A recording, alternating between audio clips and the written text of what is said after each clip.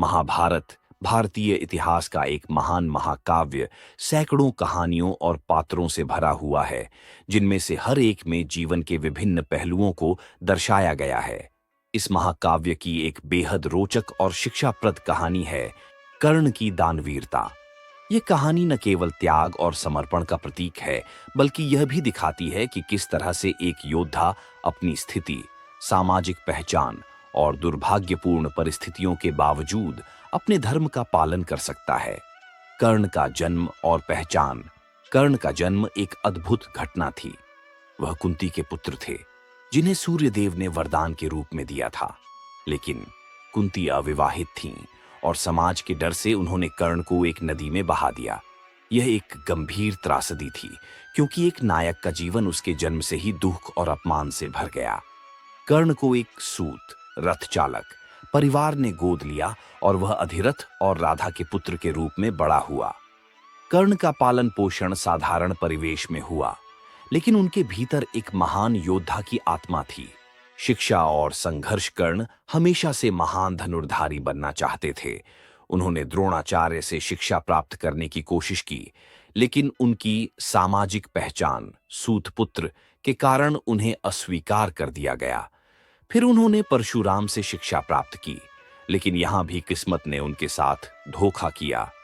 परशुराम को यह पता नहीं था कि कर्ण क्षत्रिय नहीं है, और जब उन्हें इसका पता चला तो उन्होंने कर्ण को श्राप दे दिया कि एक महत्वपूर्ण समय पर वह अपने शस्त्र विद्या को भूल जाएंगे। यह श्राप कर्ण के जीवन की सबसे बड़ी दुर्भाग्यपूर्ण घटनाओं में से एक साबित हुई। मित्रता और वफादारी। कर्ण का जीवन यहीं पर नहीं रुका। उन्होंने दुर्योधन से मित्रता की, जिसने उन्हें अंग देश का राजा बना दिया। कर्ण की मित्रता और वफादारी दुर्योधन के प्रति अटूट थी। यद्यपि दुर्योधन के विचार और कर्म गलत थे, फिर भी कर्ण ने उसे कभी धोखा नहीं दिया। वह जानते थे कि पांडव उनके सगे भाई हैं, लेकिन उन्होंने हमेशा दुर्योधन के साथ खड़े रहने का निर्णय लिया। कर्ण का यह निर्णय उसकी वफादारी और मित्रता के प्रति गहरे विश्वास को दर्शाता है। कर्ण की दानवीरता। कर्ण का नाम इतिहास में उनकी दानवीरता के कारण भी अमर है। उन्होंने कभी किसी याचक को खाली हाथ नहीं लौटाया। उनकी प्रसिद्धि दानवीर कर्ण के रूप में थी। एक बार इंद्रदेव ने अर्जुन के संरक्षण के लिए कर्ण से उनका कवच और कुंडल दान में मांगा। इंद्रदेव ने ब्राह्मण का रूप धारण कर कर्ण के पास आए और उनसे उनके कवच और कुंडल की मांग की। कर्ण यह जानते थे कि उनके कवच और कुंडल उन्हें अमृता प्रदान करते हैं, लेकिन फिर भी उन्होंने बिना किसी हिचकिचाहट के उन्हें दान कर दिया। इंद्रदेव कर्ण की दानवीरता से प्रभावित होकर उन्हें एक शक्तिशाली अस्त्र शक्ति प्रदान करते हैं, जिसे कर्ण केवल एक बार ही प्रयोग कर सकते थे।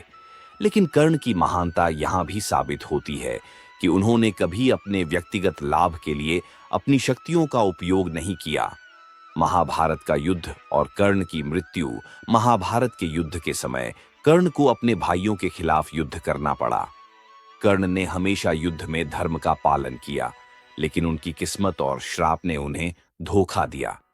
जब अर्जुन और कर्ण के बीच अंतिम युद्ध हुआ, तो कर्ण का रथ धरती में धंस गया और वह उसे निकालने का प्रयास करने लगे। कर्ण की याददाश्त से परशुराम का श्राप सच साबित हुआ और वह अपने अस्त्र शस्त्र को भूल गए। अर्जुन ने इस अवसर का फायदा उठाते हुए कर्ण पर वार किया और कर्ण का निधन हो गया। यह युद्ध में एक नैतिक दुविधा का भी प्रतीक था, क्योंकि कर्ण बिना हथियार के थे और युद्ध के नियमों के अनुसार उन पर वार नहीं किया जाना चाहिए था। लेकिन कृष्ण ने अर्जुन को समझाया कि कर्ण ने अपने जीवन में कई अधर्म किए थे और यह समय उसके कर्मों का फल मिलने का था। कर्ण का त्रासद जीवन। कर्ण का जीवन एक महान त्रासदी थी। वह एक महान योद्धा थे, एक आदर्श मित्र और एक सच्चे दानवीर। लेकिन समाज ने हमेशा उन्हें उनके जन्म और उनकी सामाजिक पहचान के आधार पर आंका। कर्ण का जीवन यह दर्शाता है कि किस तरह से बाहरी परिस्थितियां और सामाजिक मान्यताएं एक महान व्यक्ति के जीवन को प्रभावित कर सकती हैं। उन्होंने अपनी प्रतिभा, शक्ति और कौशल के बावजूद अपमान और अस्वीकार का सामना किया, लेकिन कभी अपने धर्म और सिद्धांतों से विचलित नहीं हुए। निष्कर्ष, कर्ण की कहानी महाभारत का एक महत्वपूर्ण हिस्सा है, जो हमें जीवन के विभिन्न पहलुओं पर विचार करने के लिए प्रेरित करती है। ये कहानी हमें बताती है कि जीवन में परिस्थितियां चाहे कितनी भी कठिन क्यों ना हो, व्यक्ति को हमेशा अपने धर्म और सिद्धांतों का पालन करना चाहिए। कर्ण की दानवीरता, मित्रता और वफादारी हमें सिखाती है कि जीवन में बाहरी सफलता से अधिक महत्वपूर्ण होता है आंतरिक संतुलन और सही आचरण। महाभारत के इस पात्र की कहानी आज भी लोगों के दिलों में जिंदा है और सदैव प्रेरणादायक